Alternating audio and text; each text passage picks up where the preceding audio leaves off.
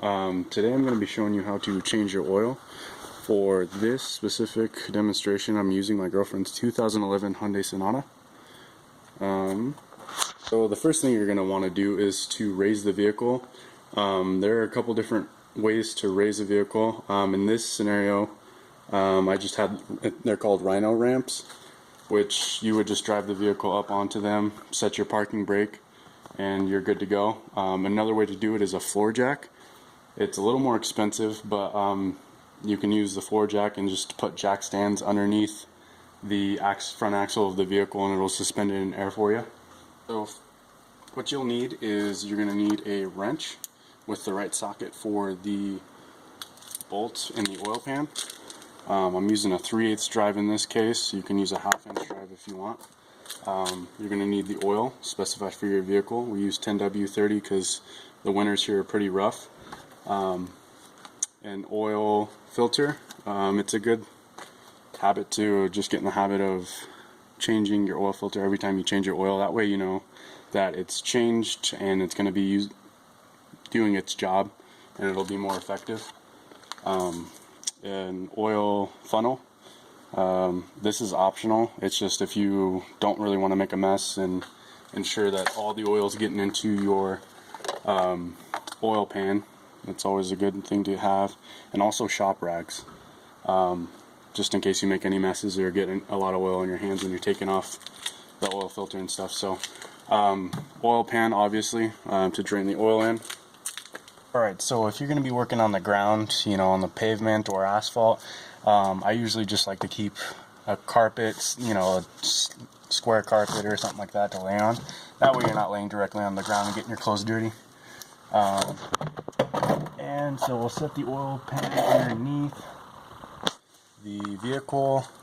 Once you're underneath the vehicle, you're going to want to locate the bolt for the oil pan, and this is what you're going to take off to drain all the oil out of your vehicle. And then in this case, not always the case, depending on the year, make, and model, the oil filter is also underneath the vehicle, so pretty accessible, and it makes it nice so that way when you take it out, it's just going to drain directly into the oil pan.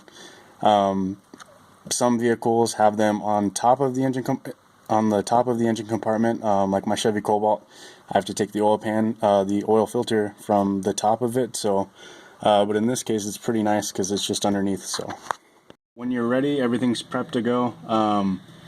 You're gonna want to first take off the bolt for the oil pan. So, that one was on there pretty tight. Let's see.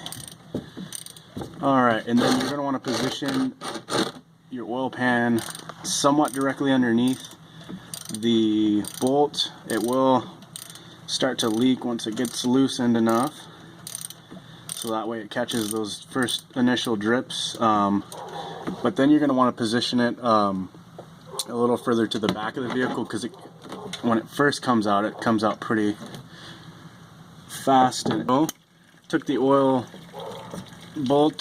pan bolt out. Now we're just going to let the oil drain. This can take up to 5 minutes. So in the meantime, you can wipe your hand off if you got oil on it like I did.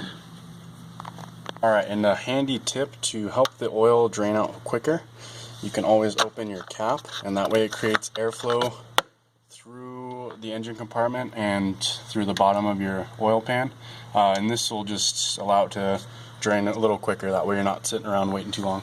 Alright, so once a majority of the oil is drained, you're going to want to clean off the oil bolt, the drain bolt, and just put it back in. A lot of people tend to forget to put it back in before they add oil, which would defeat the purpose, because then you're just going to drain all your new oil into your oil pan. So it's always good to just, right after it drains, just put the bolt back in.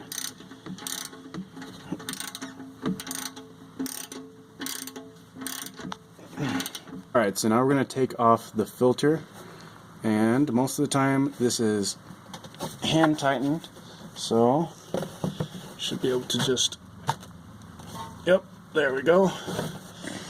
To break it loose with your hands, a common mistake with the oil filter is a lot of people tend to over tighten it, which can actually pre-wear the gasket that comes on the oil filters. So a good rule of thumb is just to hand tighten it, not use an oil filter wrench to tighten it. If one's on too tight, you can always just buy an oil filter wrench to take it off, but I personally don't use it to tighten it just because it can be over tightened and just be a pain to get off. Alright, so once all the oil is drained out from the oil filter compartment, you're going to install the new one. It's already got the rubber gasket attached, so you don't need to worry about doing anything special with it. So another good tip is to make sure that these threads line up with the oil filter bolt. That way there's no chance of cross-threading it, because it's easy to cross-thread the oil filter when installing it. So just make sure it goes on nice and smooth and it turns on its own. And like I said, you just want to hand tighten these. You don't want to go crazy, because you're going to eventually have to take it off for your next oil change. So just get it snug, hand tightened, and you're good to go. Installed the oil filter and the oil pan drain bolt. You're ready to add oil. This vehicle specifically takes up to 4 to 5 quarts of oil. It's always good to look at your manual or go online, and if you don't know how much your vehicle takes, because you never want to add too much oil or too little, obviously. So we'll start pouring into our funnel here. Let's see here. And if you don't know how much you've used out of the container, it's always good to stop every once in a while and just look at the tick marks. It shows you in liters and quarts how much you've used. So this is 1, 2, 3, 4, and then 5 quarts. So you just keep adding until you get down to the 4th quart, and then that's when you want to let the oil settle into the pan, and then periodically check the level of your oil on your oil dipstick. So here,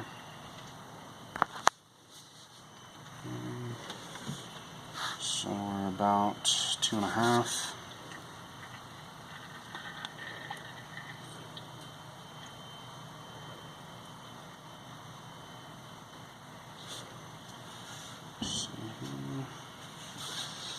Three.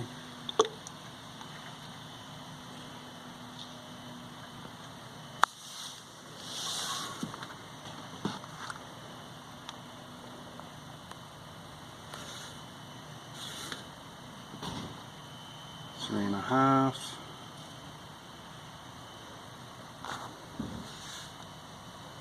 So about 4. So now what we're going to do is we're going to let all the oil settle to the bottom of the pan. This can take up to 5 to 10 minutes, but like I said, it's always good to just, be safe than sorry. And once you get to, in this case, get to 4 quarts of oil, periodically check it, because you don't want to add too much oil and then you're going to have to drain it out and waste oil and money. So 5 minutes since we've added oil, so now we're just going to take out the dipstick, wipe it down, insert it back in, and immediately pull it out. It's going to show you the level that your oil is at. Right now it's just at the low, so from low to full is usually about 1 quart. So we'll just add the final 5th quart to this vehicle, and it will be good to go. Alright, so let's just add that last quart. In there.